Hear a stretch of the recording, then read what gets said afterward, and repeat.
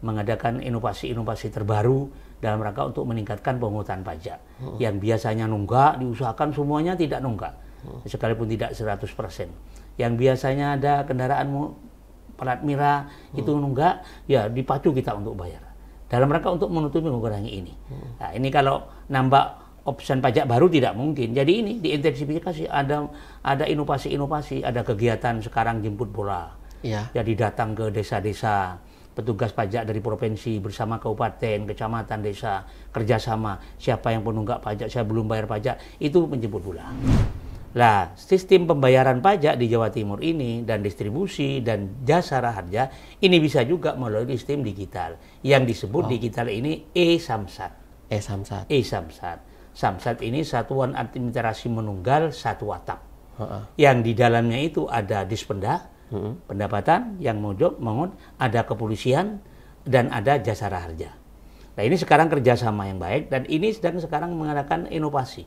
Artinya e-Samsat ini para wajib pajak tidak harus secara fisik datang ke kantor kepolisian, kantor Samsat. Ini para wajib pajak ini cukup di rumah, angsakan ada internet, angsalkan ada sinyal dan memuaskan, itu bisa langsung bayar. Tidak menyulitkan para pewajib penunggak pajak.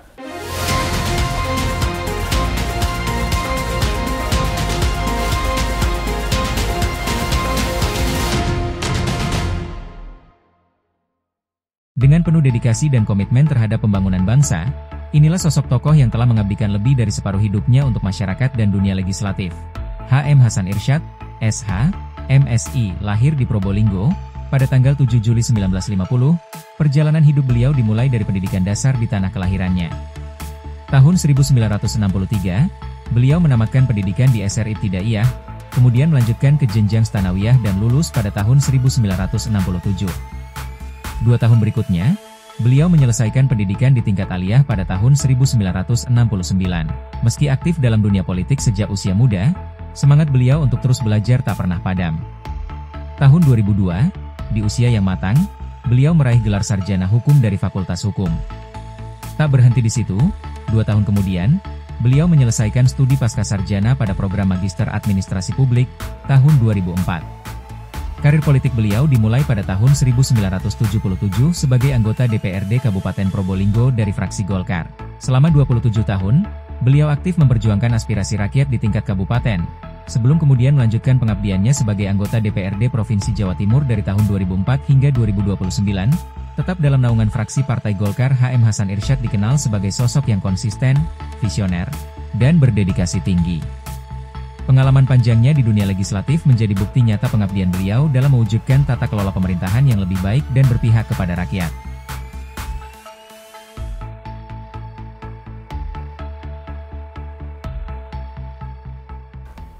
Halo pemirsa Tribuners dari Tribun Jatim Network. Bersama saya Adrianus Adi Nugroho. Nah, berjumpa lagi dengan saya di podcast bersama DPRD Provinsi Jawa Timur. Hari ini kita akan membahas soal pajak daerah dan retribusi daerah di Provinsi Jawa Timur.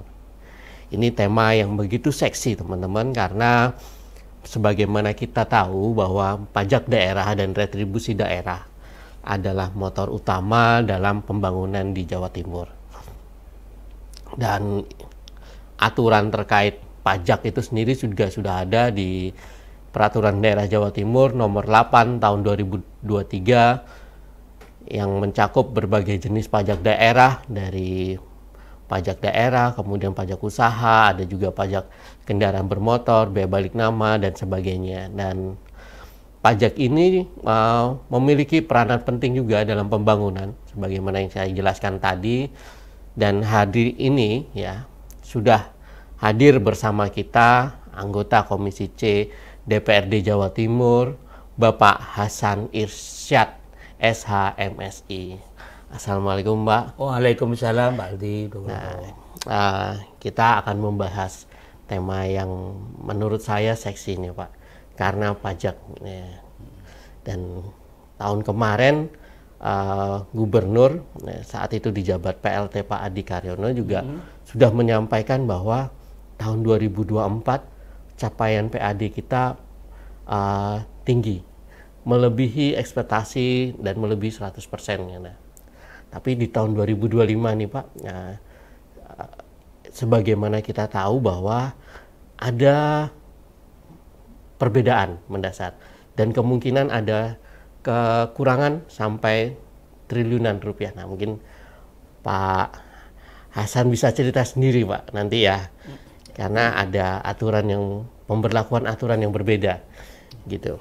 Nah, tapi sebelum itu ya kita harus jelasin dulu Pak. Sebenarnya di Jawa Timur ini Pak ya, dan Komisi C, jadi pemerintah Provinsi Jawa Timur dan Komisi C itu dalam pajak ini posisinya seperti apa nih Pak? Gitu. Terima kasih Maldi. Saya diberi kesempatan untuk podcast di Tribun Jawa Timur ini. Ya. Sebelum ke tentang masalah pajak di Provinsi Jawa Timur, kebetulan saya sebagai anggota Komisi C di DPRD Provinsi Jawa Timur, kami informasikan dulu Pak Aldi bahwa di DPRD Jawa Timur ini 120 anggota. Jadi komisinya itu ada 5. Kalau bisa dihuruf dengan A, B, C, D, E. Ya. Komisi A itu komisi 1 istilahnya yang membidangi tentang masalah peraturan, hukum, dan perundang-undangan. Kemudian komisi B, komisi 2 istilahnya, yang membidangi masalah ekonomi, berkait dengan masalah perdagangan dan dengan masalah pertanian, peternakan, dan lain sebagainya. Komisi C nanti dulu. Kemudian D itu adalah komisi 4, itu yang membidangi tentang masalah pembangunan. Dan komisi E itu membidangi tentang masalah kesejahteraan masyarakat, pendidikan, dan kesehatan. Lah kami sendiri ada di komisi C. Komisi C ini adalah suatu komisi sesuai dengan peraturan Perda 44 ayat 3 huruf C, peraturan DPRD nomor 1 tahun 2004, bahwa komisi C ini adalah komisi yang membidangi tentang masalah keuangan, yang bertugas untuk mengumpulkan uang dan didistribusikan kepada teman-teman komisi yang lain. Bidang kami di komisi C ini sesuai dengan Perda 44 itu, peraturan DPRD 44, bahwa saya adalah membidangi komisi terkait dengan masalah keuangan dan perbankan, dan yang terkait dengan masalah perpajakan dan distribusi, dan terkait dengan masalah perusahaan daerah dan badan usaha daerah, kemudian terkait dengan perusahaan patungan, kemudian terkait dengan pemegang kas dan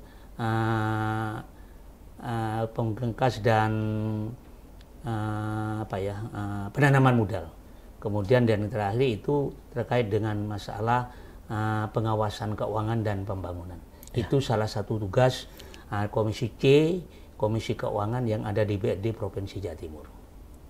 Kemudian betul sekali yang disampaikan bahwa tulang punggung daripada APBD Jawa Timur ini masih didominasi oleh sektor pajak. Kami informasikan bahwa pajak untuk tahun betul yang dijabat oleh Pak PLT tempoh hari tahun 2004 itu sangat, mulai tahun 2001 sampai yang paling tinggi pendapatannya ya lebih 100% ya tahun 2024 ini. Ya. Tahun 2024 ini. Tahun 2024 itu APBD kita, pendapatan di Jawa Timur ini sebesar 35 triliun 400 sekian miliar. Itu dari 35 triliun sekian miliar itu sektor pajak mendominasi. Sektor pajaknya sekitar 19 triliun sekian dan distribusinya sekitar 3 triliun 88 sekian.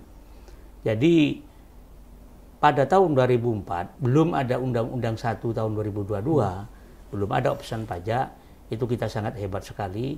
Dan pendapatan di Provinsi Jawa Timur pada tahun 2004 sangat signifikan sekali. Itu Pak Adi. Sampai 35 triliun itu Pak ya? Sekian miliar. Pak, kalau ini kita ngomong sebelum tahun 2025 ya Pak ya. Jadi ketika di periode sebelumnya Bapak juga di Komisi C kan? Oh enggak, saya sebelumnya enggak. Oh enggak, tapi apakah ya ada kendala nggak sih Pak dalam sektor pajak meskipun kita mencapai 100% gitu ya. Iya. Ada kendala nggak Pak yang ditemukan dari analisa Bapak gitu, ada analisa di Komisi C saat itu? Mungkin nilai positif sama negatifnya Pak. Iya. Dari Makasih Pak Haldi. Jadi kalau kendala setiap musim anggaran ada. Plus minusnya ada. Tahun 2004 sektor pajak itu dari PKB dan BPNKB itu berlomba-lomba bayar. Karena diperkirakan takut naik drastis pada tahun 2025. Sehingga teman-teman wajib pajak itu berlomba-lomba bayar pada tahun 2024. Apa pajak kendaraan bermotor, apa biaya balik nama nomor kendaraan, itu berlomba-lomba bayar.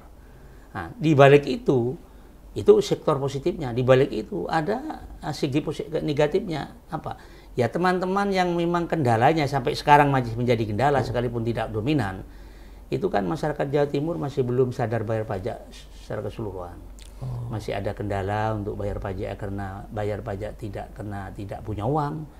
Ada memang tidak bayar, ada memang lupa, dan ada yang memang pura-pura lupa. Itu merupakan kendala. ya. Dalam rangka untuk meningkatkan pendapatan pada tahun 2024. 2024. Ya. Nah, kemudian ketika option pajak diberlakukan, artinya tahun 2025 ini sudah berlaku, berarti ada yang hilang dong Pak nih. Itu berapa banyak Pak kira-kira Pak? Dengan option pajak ini kalau dulu 35 triliun sekian miliar PAD kita, APBD kita tahun 2024, sekarang ini menjadi 28 triliun sekian miliar. Itu masih asumsi Pak ya? Bukan, itu sudah dimasukkan dalam anggaran, gitu. Sudah diproses dalam anggaran APBD tahun 2025, sebelum PAK ini, sebelum Agustus, Januari sampai Agustus. Itu posisi kekuatan anggaran Jawa Timur ini tahun anggaran 2025 ini 28 triliun sekian miliar. Nah, ini memang ada aturan baru ya, tentang Undang-Undang Nomor 1 Tahun 2002 tentang hak keuangan pemerintah pusat dan pemerintah daerah. Nah, yang dulunya yang istilahnya ini option pajak. Option pajak kendaraan bermotor dan option BPNKB. Dua ini saja option. Hanya dua, pajak disebut di sini tidak. Pajak kendaraan bermotor dan BPNKB, biaya balik nama nomor kendaraan. Nah, ini ada aturan semacam ini. Jadi yang dulunya provinsi itu memperoleh hasil 70%, nah dengan option ini kabupaten kota yang memperoleh 70%, dulu kabupaten kota dapat 30%, sekarang provinsi yang dapat 30%. Itu dengan option ini. Nah, otomatis kan ada tadi kalau dari 25 ke 28 berarti ada sekitar 7 triliun nih Pak, yang menghilang. Apa sih Pak kira-kira dampaknya ini yang dibaca oleh Komisi C? Memang kalau turunnya APBD kita, PAD kita, pendapat asli daerah kita dari 24 ke 25 dengan option ini turunnya tidak 7 triliun, turunnya 4 triliun 200 berapa miliar begitu. Jadi itu memang setelah option itu dipelajari, dikaji. Ya memang berdampak sekali dalam rangka untuk membiayai kebutuhan fiskal di Jawa Timur, sangat berdampak sekali. Di lain itu, dalam rangka untuk memacu agar supaya tidak terlalu jurangnya terlalu dalam, kita adakan inovasi-inovasi. DPR mengadakan semacam mendorong pada UPD, dapat eksekutif, agar supaya mengadakan inovasi-inovasi terbaru dalam rangka untuk meningkatkan pemungutan pajak. Yang biasanya nunggak, diusahakan semuanya tidak nunggak. Sekalipun tidak 100%. Yang biasanya ada kendaraan plat merah itu nunggak, ya dipacu kita untuk bayar. Dalam rangka untuk menutupi mengurangi ini. Nah, ini kalau nambah option pajak baru tidak mungkin. Jadi ini diintensifikasi, ada inovasi-inovasi, ada kegiatan sekarang jemput bola. Jadi datang ke desa-desa, petugas pajak dari provinsi bersama kabupaten, kecamatan, desa, kerjasama. Siapa yang penunggak pajak, saya belum bayar pajak, itu menjemput bola. Itu termasuk dengan ini yang hari-hari ini kita sedang ramai dibicarakan itu soal pemutihan Pak. Iya, pemutihan. Itu bagian dari inovasi ini berarti ya? Iya Pak. Bagian dari inovasi. Nah Pak, kalau menurut Bapak sendiri ya, apakah dengan fiskal yang itu kebutuhan apakah dengan PAD yang turun tadi yang tinggal 28, kebutuhan pokoknya Jawa Timur kayak pendidikan, kemudian mungkin pelayanan dan mungkin kesehatan itu semuanya sudah tercukupi, Pak. Iya. Memang dengan dengan pemutihan pajak. Nah, pemutihan ini sudah berlaku kurang lebih 10 hari di Jawa Timur ini. Ini pemutihan ini memang belum dirasakan sampai oleh masyarakat secara luas di Jawa Timur. Yang sekian ribu, sekian 38 kabupaten kota secara keseluruhan sampai ke tingkat pelosok belum mendengar, belum tahu ada pemutihan ini. Tapi sebagian sudah. Nah, kita anjurkan, kita sarankan kepada Dispenda dan kepada para dinas-dinas di provinsi agar supaya sosialisasinya lebih ditingkatkan lagi. Ini selain menguntungkan kepada wajib pajak yang kena nunggak pajaknya, kemudian kepada kita diuntungkan yang mestinya tidak bayar pajak akhirnya bayar. Sehingga memacu kita dalam rangka untuk mengurangi daripada penunggak-penunggak pajak. Di lain penunggak pajak sendiri juga membuat ringan, pumpung senyapak-senyapak ada ini kegiatan sampai akhir Agustus ini untuk ini pemutihan. Kemudian yang kedua, memang untuk anggaran tahun 2005 dengan Undang-Undang 122 ini dengan anggaran 28 triliun, ya kita ada semacam efisiensi. Tidak semuanya, kalau memang anggaran pendidikan tahun 2004 ya tentunya beda dengan antara tahun 2025. Ada efisiensi, mana yang prioritas, mana yang tidak prioritas, mana yang mendesak, itu dilaksanakan. Tapi kada semuanya, semua sektor dengan anggaran itu sesuai dengan struktur anggaran di belanja itu akan tetap terpenuhi, sekalipun tidak maksimal seperti tahun-tahun 2024. Pak, tadi kan disebutkan ya ada inovasi soal pemutihan gitu ya. Kalau dari kacamata Komisi C lagi, Pak ya, ada inovasi lain nggak, Pak ya, yang perlu pemerintah Provinsi Jawa Timur lakukan untuk mendongkrak pemasukan daerah, Pak? Misalnya kayak tadi, ini usaha ini belum banyak nih pajaknya, bisa dipajakin, atau yang dulu belum dipajakin sekarang boleh deh dipajakin gitu, ada nggak, Pak? Sebelum itu jadi inovasi daripada teman-teman Dispenda di Jawa Timur sekarang ini sedang melaksanakan kegiatan inovasi karena sistem sekarang pembayaran ini sudah melalui sistem digital. Sistem digital yang memang para pembisnis yang bayar apapun itu banyak melalui elektronik digital. Lah, sistem pembayaran pajak di Jawa Timur ini dan distribusi dan jasa raharja ini bisa juga melalui sistem digital. Yang disebut digital ini e-Samsat. Samsat ini satuan administrasi menunggal satu atap. Yang di dalamnya itu ada Dispenda, pendapatan yang mengut, ada kepolisian dan ada jasa raharja. Nah, ini sekarang kerjasama yang baik dan ini sedang sekarang mengadakan inovasi. Artinya e-Samsat ini para wajib pajak tidak harus secara fisik datang ke kantor kepolisian, kantor Samsat. Ini para wajib pajak ini cukup di rumah, angsalkan ada internet, angsalkan ada sinyal dan memuaskan, itu bisa langsung bayar. Tidak menyulitkan para pewajib penunggak-penunggak pajak. Oke, Pak, ini berarti kalau gitu misalnya nih saya di Probolinggo, tapi kendaraan saya plat Jawa Timur kan biasa, Pak, kalau orang luar kota bahwa itu bayar pajaknya dari Probolinggo bisa berarti? Bisa. Gitu. Langsung online sekarang bisa bayar. Panjenengan di kendaraannya Ngawi bayar di Probolinggo. Kendaraannya panjenengan di Pacitan bayar di Probolinggo. Dengan e-Samsat itu ya? Dengan e-Samsat ini ya. Nah, tapi apakah misalnya saya datang ke Samsat setempat itu bisa dilayani juga dengan ini? Belum. Misalnya nih, saya kan dari bayarnya lewat e-Samsat gitu. Apakah saya harus ke Samsat setempat lagi gitu, Pak? Nggak. Jadi cukup Samsat itu. Cukup di e-Samsat. Itu termasuk inovasi juga dari Samsat sekarang. Mempermudah dan memperlancar, tidak mempersulit para wajib pajak. Cukup datang ke Samsat yang bersangkutan saja. Pak. Tapi dari digitalisasi tadi, Pak, selain dari Samsat ada lagi nggak, Pak, inovasi lain yang sedang dilakukan? Ada, Pak. Jadi sekarang digitalisasi. Digitalisasi ini yang ada kerjasama sekarang ini. Sekarang kan sedang dimarakkan BUMDes, Badan Usaha Milik Desa. Nah, sekarang ini Dispenda ini saya katakan jemput bola. Boleh dikatakan tiap bulan beberapa di kabupaten kota se-Jawa Timur ini dengan disponsori oleh Dispenda Provinsi itu mengadakan rapat di kabupaten kota, mengadakan rapat di kecamatan, mengadakan rapat di desa itu kerjasama dengan BUMDes, dan BUMDes itu orang lebih tertarik, lebih gampang. Saya datang nanti malam saja, tidak usah ke kantor, saya mau datang ke BUMDes. Lah, BUMDes buka siang malam. Nah, ini inovasi-inovasi juga yang dilaksanakan oleh pemerintah Provinsi Jawa Timur dalam rangka untuk meningkatkan gairah pelaksanaan pembayaran pajak dari para penunggak pajak ini. Kerjasama dengan BUMDes, kerjasama dengan adalah nama-nama ada. Oke. Oh, berarti kalau bisa saya simpulkan memang pendapatan pajak di Jawa Timur ini sebetulnya belum maksimal, Pak, ya, karena masyarakatnya belum banyak yang sadar pajak gitu ya. Ya. Kalau maksimal ya memang betul, tapi dari 100% yang sudah sadar pajak kira-kira ya sekitar 80 sampai 85% lah.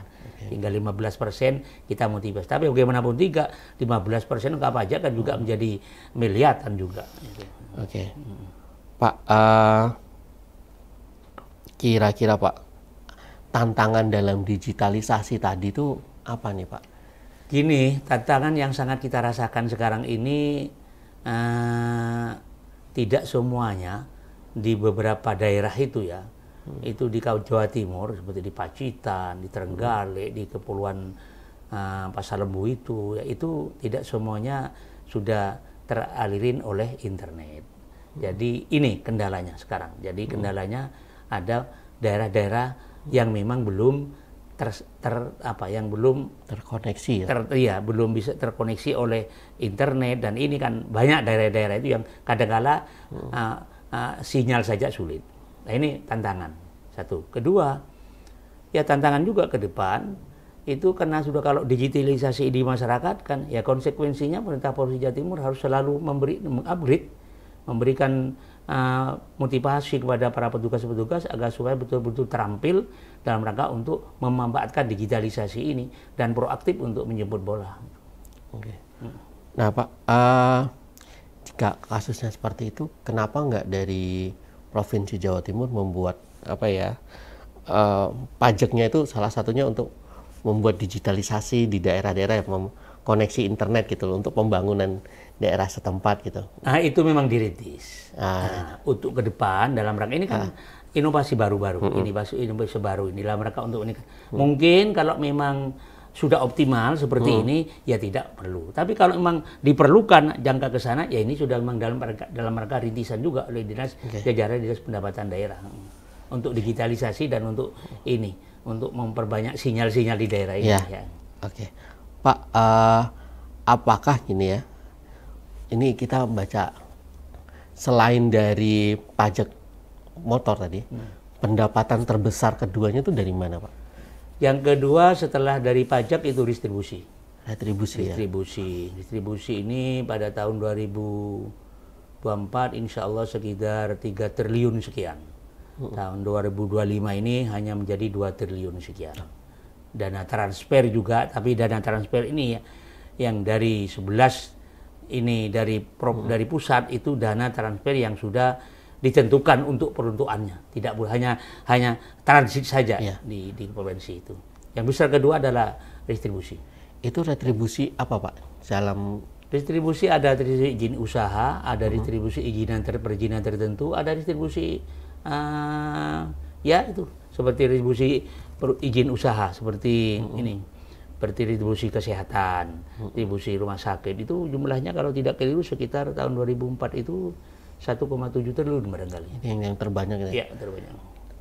Ada nggak Pak rencana untuk meningkatkan retribusi itu atau?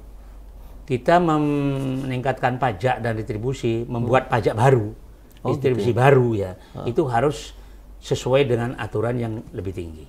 Kalau memang boleh katanya aturan yang lebih tinggi boleh. Satu. Kedua, harus aspiratif. Masyarakat terbebani enggak kalau ada pajak baru dan distribusi baru-baru ini. 3, sejauh mana menguntungkan pendapatan asli daerah kalau ini diterapkan. Nah, ini jadi tidak sembarangan kita mengut distribusi, buat perda untuk distribusi ini, buat perda untuk pajak ini, tidak. Jadi kita melihat secara konstitusional kita melihat kepada aturan yang lebih tinggi, kemudian menguntungkan enggak kepada masyarakat dan bagaimana keuntungan terhadap pemerintah provinsi itu sendiri.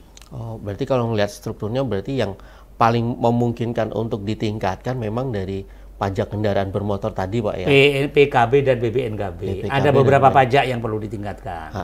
Salah satunya PKB, Iya. BPNKB, PBBKB, pajak bahan bakar kendaraan bermotor. Nah, kemudian BAP, pajak alat berat. Kemudian PAP, pajak air permukaan. Ada pajak rokok. Kemudian ada pajak option pajak, BLB. Ini yang baru ada. MBLB ini. Itu apa tuh pajak? Pajak mineral bukan logam dan bukan batuan. Oh. Seperti di Tengger, mohon maaf, di mana di Tengger itu kapur. Ya. Nah, itu kena. Kemudian ada pasir putih di Bondowoso, itu kena. Nah, seperti tanah-tanah yang uruk tol, itu kena itu. Jadi bukan batu, bukan logam. Batu bukan logam. Dan itu sudah diterapkan nih Pak? Sudah diterapkan. Tahun 2025 Januari, tanggal 5 Januari diterapkan di Jawa Timur. Gitu, Jawa Timur.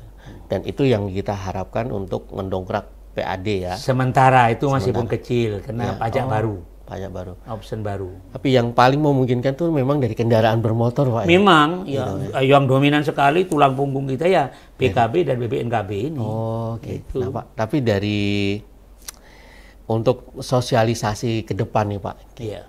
Karena kan ini juga aturan baru tentang option baru tahun 2025. Otomatis kita perlu banyak belajar ya kan. Betul, ya. Dari pandangan Bapak ya, apa nih Pak yang kira-kira perlu dibenahi? Yang perlu dibenahi untuk ke depan ini ya memang ini sistemnya agar supaya inovasi ini tetap digerakkan gitu. Ya. Dalam rangka untuk tiap tahun anggaran barangkali ada inovasi baru dalam rangka untuk meningkatkan terobosan sehingga pajak ini meningkat dari ketentuan pajak yang ada tercapai target. Distribusi pun juga demikian. Itu salah satunya memang harus ada kegiatan inovasi baru daripada petugas pajak untuk datang ke daerah istilahnya sambil ya proaktif menjemput bola lah. Gitu. Iya. Nah Pak, dari soal digitalisasi sendiri Pak, menurut Bapak selain e-Samsat bidang lain ada nggak Pak? Ada, ya, selain e-Samsat karena sekarang kan banyak supermarket. Ya. Sekarang banyak Indomaret, banyak minimarket. Ya. Jadi kalau tidak ke e-Samsat, teman-teman pada saat itu yang Indomaret itu sekarang kan tidak hanya di kota, bahkan sudah menyebar ke pedesaan. Itu bisa datang ke datang ke Indomaret, datang ke minimarket, transaksi di sana juga bisa. Itu salah satu terobosan selain datang ke e-Samsat ini. Oke. Tapi dari bidang retribusi gitu misalnya Pak, itu sudah didigitalisasi juga ya Pak? Tidak hanya pajak juga retribusi juga kemudian biaya ini. Jasa harja juga ini itu udah didigitalkan. Ya. Oke. Terus ini Pak, dari menurut Bapak ya, apa sih Pak usulan dari Bapak ini agar pajak di Jawa Timur dan retribusi ini bisa meningkat Pak dan kira-kira tidak menambah beban dari masyarakat nih Pak? Iya. Seperti itu tadi sampaikan, harus ada inovasi dan tidak menaikkan pajak lah, tidak usah menaikkan pajak. Pajak yang sudah ada memang ini yang nyantol, yang belum selesai 100% di masyarakat, di wajib pajak, ini diintensifkan cara penagihannya. Ini diintensifkan dengan cara tadi itu. Nah, sekarang banyak inovasi agar supaya masyarakat tidak sulit, masyarakat pewajib pajak jangan diberi tugas yang berat, harus gampang dan murah. Gampang, mudah, murah. Itu masyarakat untuk itu. Itu kalau inovasinya itu dilaksanakan, masyarakat mau datang ke e-Samsat, tidak datang ke e-Samsat, datang ke Indomaret, tidak datang ke BUMDes, ada BUMDes, itu sudah merupakan inovasi daripada ini dalam rangka untuk meningkatkan pendapatan daerah. Insya Allah bisa tercapai kok. Insya Allah. Total 28 triliun ya. Iya, tapi itu yang pajaknya hanya sekitar 12 triliun sekarang. Pajaknya hanya 12 triliun. 12 triliun, distribusinya 2 triliun. Itu tahun 2025 ini. Oh, berarti masih. Tapi ini pasti tercapai lah Pak ya. Karena ini Mas Alati, sekarang ini rata-rata di kabupaten kota waktu saya kunker ke bawah itu sudah mencapai di atas rata-rata 50% ke atas. Yang ditargetkan ini. Iya. Pak, mumpung Bapak cerita tadi datang ke kabupaten kota ya. Iya. Ada pengalaman Bapak nggak waktu Bapak cerita ini ada pemutihan loh Jawa Timur Tonggo dimanfaatkan gitu. Iya. Memang kita mau Pak, kita dorong, kita sosialisasikan. Kita tanya, Pak, sejauh mana kepada Dispenda UPT, UPT setempat di sana. Bagaimana Pak masalah pemutihan ini? Iya Pak, sudah sana. Ya apa? Ya sudah mulai ada peningkatan masuknya. Ada sekian dari 48% menjadi 51%. 50% menjadi 52%. Setelah istilah pemutihan itu ada pemutihan. Itu hadiah dari pemerintah Provinsi Jawa Timur untuk diadakan pemutihan. Tapi belum masyarakat semuanya. Masih perlu sosialisasi. Nah itu kita yang sarankan. Berarti apakah ini kita ngomong kota desa Pak ya?